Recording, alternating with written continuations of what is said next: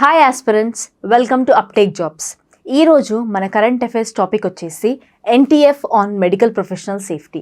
అసలు ఈ టాపిక్ ఎందుకు వచ్చింది, ఎందుకు న్యూస్లో ట్రెండ్ అవుతుంది తెలుసుకుందాం. NTF on medical professional safety ఏంటి ఈ టాపిక్? అసలు ఎన్టీఎఫ్ అంటే ఏంటి, ఎందుకు ఈ మెడికల్ ప్రొఫెషనల్ సేఫ్టీలో ఎన్టీఎఫ్ ఉంది చూద్దాం రండి. The ministry of health and family affairs, government of India has issued an office order on the constitution of the 14-member National Task Force formed by the Supreme Court on 20th August 2024 for the safety of medical professionals. ఏంటంటే ministry of health and family affairs, government of India ఏం issue చేసిందంటే 14-member national task ఫోర్స్ని form చేసింది.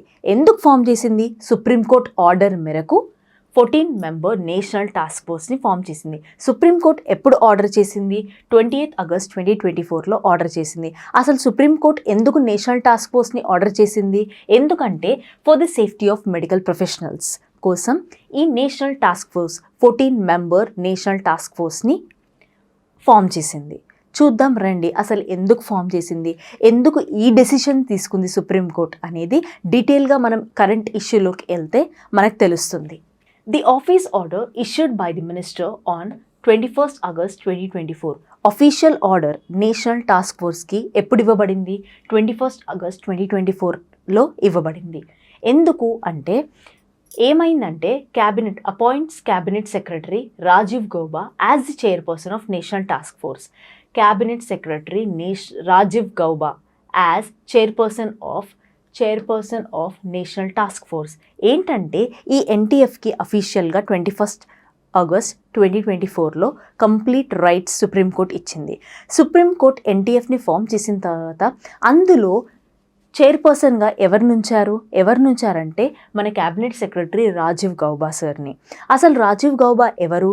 రాజీవ్ గౌబా ఎవరంటే retired Indian civil servant. తనని మన supreme court chairperson of national task ఫోర్స్గా నియమించింది.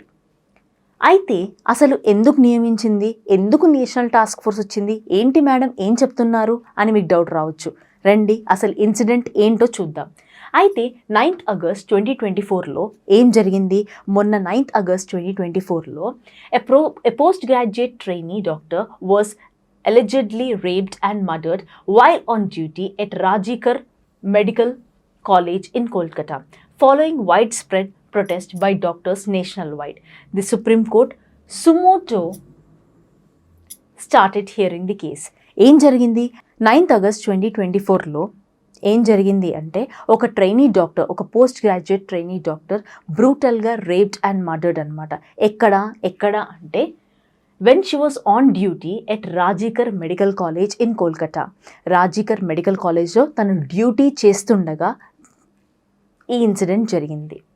అయితే ఈ ఇన్సిడెంట్ జరిగాక అసలు ఏం జరిగింది? ఈ ఇన్సిడెంట్ జరిగాక ప్రతి ఒక్క మెడికల్ కాలేజ్ స్టూడెంట్స్ ప్రొటెస్ట్ చేయడం స్టార్ట్ చేశారు. ఇది చూసిన సుప్రీంకోర్టు ఏం చేసిందంటే ఈ కేసుని సుమోటోగా తీసుకొని హియరింగ్కి పెట్టింది. అసలు సుమోటో అంటే ఏంటి మ్యామ్? సుమోటో అంటే ఏంటంటే ఎప్పుడైనా ఇలాంటి ఇన్సిడెంట్స్ మనము డిస్ట్రిక్ట్లో కానీ, ఒక స్టేట్లో కానీ, సెంట్రల్లో కానీ చూస్తే ఆ సంబంధించిన కోర్ట్స్ ఏంటంటే డిస్ట్రిక్ట్ కోర్ట్ కానీ, సుప్రీంకోర్టు కానీ, లేకుంటే హైకోర్టు కానీ వీళ్ళందరూ ఏం చేస్తారంటే ఇలా ఏ పిటిషన్ లేకుండా, ఎటువంటి కంప్లైంట్ లేకున్నా కూడా, ఎటువంటి కంప్లైంట్ ఆర్ పిటిషన్ లేకున్నా కూడా ఇలాంటి కేసెస్ని హియరింగ్కి తీసుకుంటుంది.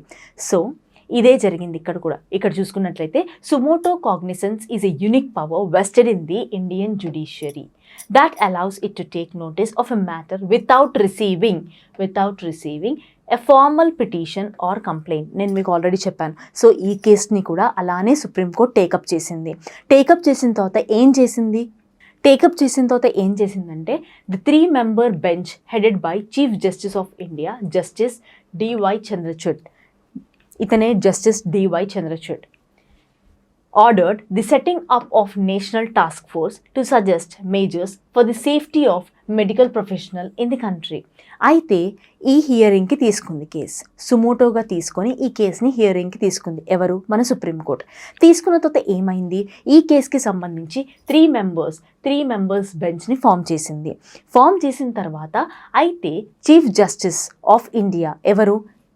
డివై చంద్రచూడ్ ఏమని ఆర్డర్ చేశారంటే మనం ఖచ్చితంగా నేషనల్ టాస్క్ ఫోర్స్ని ఈ కేసుకి సెటప్ చేయాలి అని. నేషనల్ టాస్క్ ఫోర్స్ సెటప్ అయింది. సెటప్ అయిన తర్వాత ఎందుకు సెటప్ చేశారు అని సుప్రీంకోర్టుని ఎవరైనా క్వశ్చన్ చేస్తారు.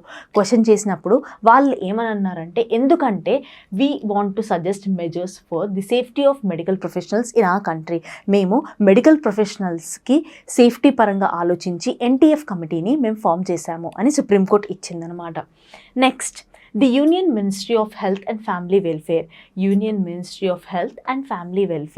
will bear all the expenses of a national task force. Union ministry of health and family welfare ఏం చెప్తుందంటే మేము ఈ నేషనల్ టాస్క్ ఫోర్స్కి సంబంధించిన అన్ని ఎక్స్పెన్సెస్ మేమే బేర్ చేస్తాము అని ఎవరు చెప్పారు? Union ministry of health and family welfare చెప్తుంది. హిస్టారికల్ కాంటెక్స్ట్ ఎందుకు చెప్తున్నారు మేడం హిస్టారికల్ కాంటెక్స్ట్ ఎందుకు చెప్తున్నారు అని మీకు డౌట్ రావచ్చు. ఎందుకంటే యాక్చువల్లీ ఈ కేసు సుప్రీంకోర్టు సుమోటోగా తీసుకొని జస్టిస్ డివై చంద్రచూడ్ చెప్పేటప్పుడు తనకి ఒక ప్రీవియస్ కేసు గుర్తొచ్చింది. అదేంటో నేను మీతో షేర్ చేస్తాను. కోల్కతా హత్యాచారం అంశంపై విచారణ సందర్భంగా సిజేఐ జస్టిస్ చంద్రచూడ్ అరుణా షాన్బాగ్ ఉదాంతాన్ని ప్రస్తావించారు. ఎవరు? అరుణా షాన్బాగ్ అనే ఉదాంతాన్ని ప్రస్తావించారు. తనకు ఒక ఇన్సిడెంట్ గుర్తొచ్చింది. ఏంటో నేను మీకు చెప్తాను. 1973 నాటి ఈ ఘటన అప్పట్లో దేశంలో సంచలనం సృష్టించింది. 1973లో ఈ ఇన్సిడెంట్ ఒక వైరల్గా మారింది. ఏంటో చూద్దాం. అసలు ఏ ఇన్సిడెంట్ జరిగింది 1973లో? ముంబైలోని కింగ్ ఎడ్వర్డ్ మెమోరియల్ హాస్పిటల్. ఇక్కడ చూడండి, కేఈఎం ముంబై హాస్పిటల్ అనమాట. ఈ ముంబై కింగ్ ఎడ్వర్డ్ మెమోరియల్ హాస్పిటల్లో ఏం జరిగిందంటే నర్సుగా పనిచేసే అరుణా షాన్బాగ్. ఈ అరుణా షాన్బాగ్ ఏం చేస్తుంది? కేఈఎం హాస్పిటల్లో నర్స్గా వర్క్ చేస్తుంది అనమాట. అయితే 1973 నవంబర్ 27వ తేదీ రాత్రి ఆసుపత్రిలో వార్డ్ బాయ్ సోహన్ లాల్ దాడికి పాల్పడ్డాడు. దాడి చేశాడు. ఎవరి మీద? అరుణ మీద. ఆ రోజు రాత్రి డ్యూటీ చేస్తుండగా సోహన్ లాల్ అనే వార్డ్ బాయ్ అరుణ మీద దాడి చేశాడు. అయితే 2015లో మరణించే వరకు అరుణ అచేతన స్థితిలో అంటే పర్సిస్టెంట్ వెజిటేటివ్ స్టేట్లో ఉండిపోయింది. మ్యామ్, ఈ పర్సిస్టెంట్ వెజిటేటివ్ స్టేట్ అంటే ఏంటి అంటే కోమాలో ఉంది. అంటే ఎన్ని సంవత్సరాలు దాదాపు కోమాలో ఉంది? మీరు చూసుకున్నట్లయితే 1973 నుంచి 2015 అంటే దాదాపు 42 సంవత్సరాలు తన కోమాలో ఉంది. ఎవరు? అరుణ. ఆసుపత్రి సిబ్బంది 4 దశాబ్దాల పాటు అంటే దాదాపుగా మీకు ఆల్రెడీ చెప్పాను 42 సంవత్సరాలు ఆమెకు సేవలు అందించి ప్రాణాలను నిలబెట్టారు. అంటే 2015 మే 18న మరణించారు. ఈ అరుణ 42 సంవత్సరాలు అంటే అదే హాస్పిటల్ వాళ్ళు తనకు ఫ్రీ ట్రీట్మెంట్ ఇచ్చి ఆమె ప్రాణాలను కాపాడుకుంటూ వచ్చారు. అంటే ఎందుకంటే తను డ్యూటీ చేస్తుండగా తను ఎంతో పెయిన్కి గురైంది. ఇది 1973లో ఒక బాధాకరమైన సంఘటనగా పరిగణించవచ్చు. అప్పట్లో అలా జరిగింది. 4 దశాబ్దాల పాటు తను లైఫ్తో పోరాడి చివరికి 2015 మే 18న she lost her life. Ward boy Sohan Lal కేవలం 7 ఏడేళ్ల పాటు జైల్లో ఉండి 1980లో విడుదలయ్యాడు. ఏమైంది వార్డ్ బాయ్కి? తను అలా చేసినప్పటికీ కూడా ఇండియన్ సుప్రీం కోర్ట్ ఏం చేసింది అంటే కేవలం 7 ఏళ్ల పాటు శిక్షించి తర్వాత తనని విడుదల చేసింది. కానీ పెయిన్కి గురయ్యి తన లైఫ్తో పోరాడి హాస్పిటల్ బెడ్ పైన 42 సంవత్సరాలు పెయిన్ని అనుభవించింది అరుణ. సో ఇలాంటి ఇన్సిడెంట్ మళ్ళీ రిపీట్ అవ్వకుండా సుప్రీంకోర్టు జడ్జ్ ఎవరైతే ఉన్నారో చీఫ్ జస్టిస్ ఆఫ్ ఇండియా చంద్రచూడ్కి ఈ ఇన్సిడెంట్ గుర్తొచ్చి నెక్స్ట్ మేము ఏం మేజర్ స్టెప్స్ని తీసుకోవాలి, ఈ ఇన్సిడెంట్ మీద ఏం మేజర్ స్టెప్స్ని తీసుకోవాలి, ఇంకోసారి ఇలాంటి ఇన్సిడెంట్ రిపీట్ అవ్వకుండా అని నేషనల్ టాస్క్ ఫోర్స్ని ఇంప్లిమెంట్ చేశాడు. ఇక్కడ చూసుకున్నట్లయితే తినే అరుణ పిక్చర్. అండ్ నెక్స్ట్ అసలు ఆ ఇన్సిడెంట్ తర్వాత ఏం జరిగింది? Violence against healthcare workers is not new in India. Health care workers మీద వాయిలెన్స్ ఇండియాలో కొత్త ఏం కాదు. మనము 1973 తర్వాత ఇప్పుడు ఆగస్టులో జరిగిన ఇన్సిడెంట్ కాదు, మధ్యలో దిశ అండ్ ఆల్సో నిర్భయ ఇలాంటి ఇన్సిడెంట్స్ చాలా వచ్చాయి. In 1973, Aruna Ramchandra Shanbag, a junior nurse, was sexually assaulted by a hospital sweeper. నేను ఆల్రెడీ ఈ ఇన్సిడెంట్ గురించి మీకు ఇందాక చెప్పాను. The Prevention of Violence Against Healthcare Professionals and Clinical Establishments Bill 2022. అయితే దీని మీద 2022లో ఆఫ్టర్ అంటే ఆ ఇన్సిడెంట్ తర్వాత ఆ సంఘటన తర్వాత మధ్యలో చాలా సంఘటనలు జరిగాయి. దాన్ని బేస్ చేసుకొని the prevention of violence against health care professionals and clinical establishments bill 2022 pass అయింది. అండ్ నెక్స్ట్ గ్లోబల్లీ కూడా మనకి కొన్ని గ్లోబల్ ఎఫర్ట్స్ ఉన్నాయి, చూద్దాం. ఏంటంటే world health organization WHO and international labour organization ILO ఈ రెండు ఏం చేశాయి మ్యామ్, ఎందుకు గ్లోబల్గా వీటి గురించి చెప్తున్నారు అంటే ఈ WHO ILO ఏం చేశారంటే ఈ రెండు ఆర్గనైజేషన్ ఒక మంచి జాయింట్గా వచ్చి ఏం చేశారంటే వాళ్ళు కొన్ని గైడ్లైన్స్ ఫ్రేమ్ చేశారనమాట. Framework guidelines for addressing work place violence in the health sector. ఏం ఫ్రేమ్ చేశారంటే కొన్ని గైడ్లైన్స్ ఫ్రేమ్ చేశారు. ఎందుకు హెల్త్ సెక్టార్లో వైలెన్స్ ఎక్కువగా ఉంది, in order to eradicate that వాళ్ళు WHO అండ్ ILO ఆర్గనైజేషన్ వాళ్ళు కొన్ని గైడ్లైన్స్ని మన కోసం ఫ్రేమ్ చేశారనమాట. After many incident after 1973. అయితే ప్రజెంట్గా ఏంటి ఇష్యూ, ఇప్పుడు మీకు హిస్టారికల్ బ్యాక్గ్రౌండ్ చెప్పాను ఈ కేసుకి. ఇప్పుడు ప్రజెంట్గా నడిచేది ఏదైతే NTF ఉన్నదో అందులో NTF అంటే ఏంటి మేడం, అందులో ఎవరెవరు ఉంటారు అనే క్వశ్చన్ మీకు రావచ్చు. సో అదే చూద్దాం. Members of the national task force, ఎంతమంది మెంబర్స్ ఉంటారు నేషనల్ టాస్క్ ఫోర్స్లో? మొత్తం 14 మెంబర్స్ నేషనల్ టాస్క్ ఫోర్స్లో ఉంటారు. అందులో ఇప్పుడు కొత్తగా ఏం ఇంప్రూవ్ చేసింది సుప్రీంకోర్టు అంటే అందులో 9 మంది ఎమినెంట్ డాక్టర్స్ని ఇంక్లూడ్ చేసింది అనమాట. 9 మెంబర్స్ ఎమినెంట్ డాక్టర్స్ని మన సుప్రీంకోర్టు అందులో కొత్తగా ఇంక్లూడ్ చేసింది. అయితే అందులో ఆ 9 మెంబర్స్ డాక్టర్స్ ఎవరు అని మీకు డౌట్ రావచ్చు. కొత్తగా ఇంక్లూడ్ చేసిన డాక్టర్స్ వీళ్ళే అనమాట. ఇక్కడ చూసుకున్నట్లయితే మీరు పిక్చర్లో 9 మెంబర్స్ ఎమినెంట్ డాక్టర్స్, వాళ్ళు ఎవరెవరో చూద్దాం. The members of the national task force are surgeon vice admiral Arti Sarin, తిను navy. Dr. D. Nageshwara Rao Reddy, Hyderabad. Dr. M. Srinivas, Director, Delhi. Dr. Pratima Murthy, Bangalore. Dr. Govardhan Dutt Puri, Jodhpur. Dr. Soumitra Rawat, New Delhi. Professor Anita Saxena, Delhi. Dr. Pallavi Saple, Dean, Mumbai. Dr. Padma Srivatsav, Delhi.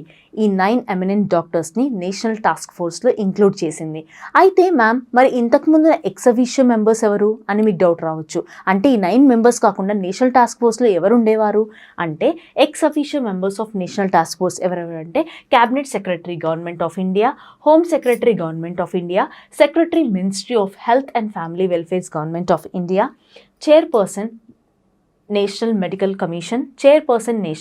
Commission, next president national board of examination. ఇంతకుముందు ex officio members వీళ్ళనమాట. ఈ 5 members ఉండేవాళ్ళు. దాని తర్వాత కొత్తగా 9 eminent డాక్టర్స్ని మన supreme court అందులో ఇంక్లూడ్ చేసింది. అసలు ఏంటి అనేది చూద్దాం. నెక్స్ట్ అసలు నేషనల్ టాస్క్ ఫోర్స్ ఫంక్షన్స్ ఏంటివి, ఏం చేస్తుంది national task force with 14 members ఏందో చూద్దాం. According to the Union Ministry of Health and Family Welfare, the National Task Force will recommend. అసలు అకార్డింగ్ అంటే union ministry of health and family welfare ప్రకారం ఈ national task force ఏం recommend చేస్తుంది అంటే మేము ఏం చేస్తాము అని చెప్తుందంటే measures to prevent violence against all medical professionals. మేము మేజర్స్ తీసుకుంటాము to prevent violence against all medical professionals. All medical professionals అంటే ఎవరెవరు చూద్దాం. అంటే interns, residents, senior residents, doctors, nurses and all medical professionals వీళ్ళందరికీ మేము నెక్స్ట్ అంటే ఈ ఇన్సిడెంట్ తర్వాత we will take the measures to prevent violence against all medical professionals అని నేషనల్ టాస్క్ ఫోర్స్ చెప్పింది. And next dignified and safe working conditions for medical professionals. Dignified అంటే ఏంటి, గౌరవబద్ధమైన అనమాట. అయితే వాళ్ళకి ఎవరైతే మెడికల్ ప్రొఫెషనల్స్ ఉన్నారో వాళ్ళకి సేఫ్గా గౌరవబద్ధమైన సేఫ్టీ ఇస్తాము అని కూడా చెప్తుంది. అండ్ నెక్స్ట్ ఏమని చెప్తుంది అంటే any other matters related to the working of medical professionals. ఏ మ్యాటర్స్లో అయినా any other matters related to the medical professional we will take all the measures to eradicate or prevent violence against medical professionals అని NTF చెప్తుంది. అసలు ఈ NTFకి ఎప్పుడు ఈ case గురించి హియరింగ్ తీసుకుంది సుప్రీంకోర్టు అని చెప్పాను. చెప్పిన తర్వాత మ్యామ్ మీరు NTF ఫంక్షన్స్, అందులో ఎక్స్ అఫీషియో మెంబర్స్ ఎవరు అన్నీ చెప్పారు. అసలు ఎప్పుడు ఈ NTFకి సుప్రీంకోర్టు ఏం వర్క్ ఇచ్చింది, ఎప్పుడు ఈ కేసు గురించి రిపోర్ట్ సబ్మిట్ చేయమన్నది అనే మీకు డౌట్ రావచ్చు. సో ఎప్పుడంటే submission of the report. The national task force has to submit an interim report on its proposed action plan within 3 weeks with a final report due within 2 months. ఏమని చెప్తుంది అంటే interim అంటే temporary. So national task ఫోర్స్కి 3 weeks time ఇచ్చింది supreme court. ఏమని చెప్తుందంటే టెంపరరీగా మీరు ఆ కేసు గురించి స్టడీ చేసి 3 weeksలో మీరు ఒక రిపోర్ట్ని మాకు సబ్మిట్ చేయండి, అంటే ఒక యాక్షన్ ప్లాన్ని మాకు సబ్మిట్ చేయండి. దాని తర్వాత మీకు డ్యూ డేట్ ఉంటుంది. అదేంటంటే వితిన్ 2 months ఈ కేసు గురించి మొత్తం స్టడీ చేసి సో అండ్ సో రిపోర్ట్ మాకు సబ్మిట్ చేయాలి అని వితిన్ 2 months డ్యూ డేట్ వచ్చేసి 2 months ప్రొవైడ్ చేసింది సుప్రీంకోర్టు. నెక్స్ట్ ఏంటంటే వీటన్నిటి గురించి అంటే నేషనల్ టాస్క్ ఫోర్స్ అసలు ఎందుకు ఇంప్లిమెంట్ చేశారు, సుప్రీంకోర్టు ఎందుకు నేషనల్ టాస్క్ ఫోర్స్ని ఇంప్లిమెంట్ చేశారు ఈ కేసులో, ఎందుకు మెంబర్స్ని అడిషనల్గా యాడ్ చేశారు, వీటన్నిటి గురించి మనకి union ministry of health and family welfare JP Nadda garu చెప్పారనమాట. అండ్ నేను ఈ టాపిక్ని ఈ NTF topic on medical professional గురించి ఒక సింపుల్ కోట్తో ఎండ్ చేయాలనుకుంటున్నా. అదేంటంటే when the white coat turns red the society turns black అని. బాగా గుర్తుంచుకోండి. ఏంటి ఆ కోట్ అంటే it may be helpful for you when you are writing a mains answer. ఏంటంటే when the white coat turns red the society turns black అనే ఒక కోట్తో నేను ఈ టాపిక్ని కంక్లూడ్ చేస్తున్నా. ఈ టాపిక్ మీద ఇంతకుముందు ఏమైనా లిస్ట్ ఉందా అంటే clinically establishments in medical list. ఏంటివంటే అవి registration and regulation act 2010 enacted by the parliament. దీన్ని పార్లమెంట్ ఎనాక్ట్ చేసింది. దేన్ని?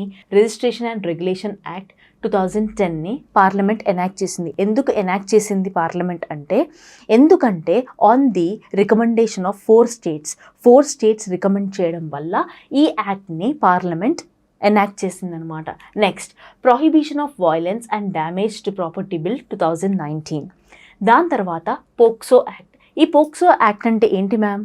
ఏంటంటే state has a bounden duty to provide safety. Bounden అంటే ఏంటంటే ఖచ్చితమైన డ్యూటీ అనమాట స్టేట్ది. To provide safety and security to the doctors and other health care professionals.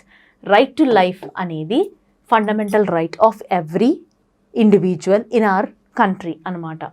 అంటే స్టేట్ యొక్క డ్యూటీ ఏంటంటే పోక్సో యాక్ట్ ప్రకారం మీకు ఖచ్చితమైన డ్యూటీ ఉంది. ఎందుకంటే మీకు సేఫ్టీ, మీ డ్యూటీ అది సేఫ్టీ అండ్ సెక్యూరిటీ ప్రొవైడ్ చేయడము state duty for every individual because we have right to life అనేది ఈ టాపిక్. దీంట్లో ఏమేమి క్వశ్చన్స్ అడుగుతారు అనేది చూద్దాం. ఇప్పటివరకు చెప్పిన టాపిక్లో మనం క్వశ్చన్స్లోకి వస్తే ప్రిలిమ్స్ పాయింట్ ఆఫ్ వ్యూలో క్వశ్చన్స్లోకి వస్తే ఏంటంటే what is the time frame given by the Supreme Court for the completion of the investigation into the Kolkata hospital murder case. ఎన్ని వీక్స్ టైం ఇచ్చింది? 1 week, 2 weeks, 3 weeks, 4 weeks. 3 weeks time ఇచ్చింది అనమాట. ఎవరిచ్చారు? Supreme court 3 weeks time ఇచ్చింది ఈ Kolkata murder కేసులో. Which organization has been tasked with ensuring the according safety of the doctors in hospitals by the Supreme Court directive? National Task Force, National Medical Council, Resident Doctors Association, National Board of Examinations. The answer, coming to the answer వచ్చేసి national task ఫోర్స్ని form చేసింది supreme court. What action did the supreme court recommend to be taken immediately regarding the case of violence against doctors? Conduct rallies, suspend medical services, file appeals, stop the violence. The answer is stop the violence. Who is responsible for implementing the directives related to the safety of doctors as per the article? Central government, state government, resident doctors, national task force. That is central government. The answer is central government. Which hospitals resident doctors were involved in the case of violence and murder as mentioned in the article? RJ Medical College, AIIMS Delhi, Kolkata Medical College, Hyderabad Hospital. The answer is RJ Medical College. Who welcomed the acceptance of the case of murder against the junior doctors in the article? National Board of Examinations, Resident Doctors Association, Supreme Court, State Police. Resident Doctors Association is the answer. That's all for today's topic. Do like and subscribe to Uptake Jobs. Thank you.